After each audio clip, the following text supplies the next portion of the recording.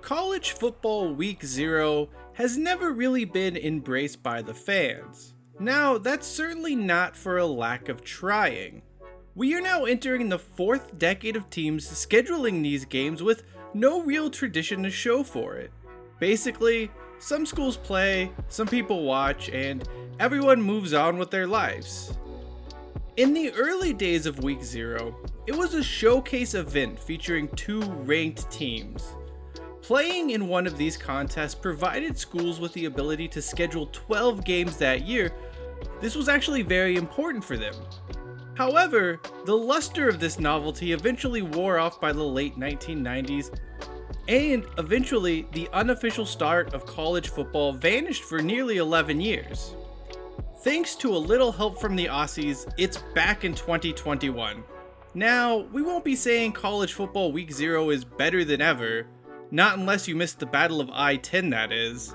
However, there is a lot of things you may not remember about college football's week 0, so why don't we explore some of those?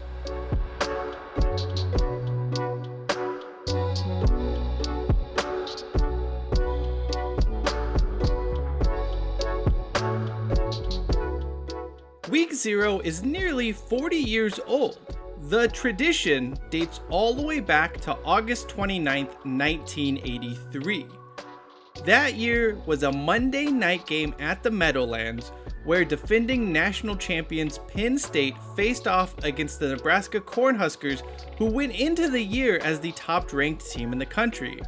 Believe it or not, Lee Corso was doing color commentary for this game. Anyway, the matchup itself was a total blowout with the Cornhuskers winning 44-6. This would be one of only two week 0 matchups in all of history that featured a pair of top 5 schools. The other, a showdown between number 3 Penn State and number 4 Arizona, was just as lopsided, finishing 41-7 in favor of the Nittany Lions. College football week 0 ceased to exist between 2005 and 2015 due to an NCAA rule change that allowed all teams to schedule a 12th game. Prior to that, the only way to play a dozen times in a single season was to be featured in week 0. Simply put, this ruling meant it was no longer necessary for schools to start a week earlier, at least not until 2016. So, what happened in 2016? Well, we all owe a big thank you to Australia.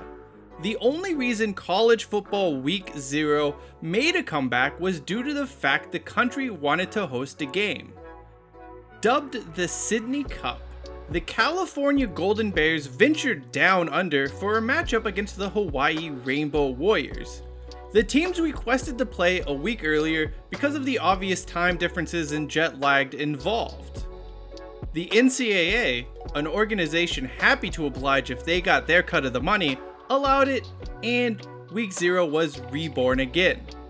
Given the state of Hawaii's current stadium, playing in Australia this season would probably be a welcome change from the high school venue they have in store.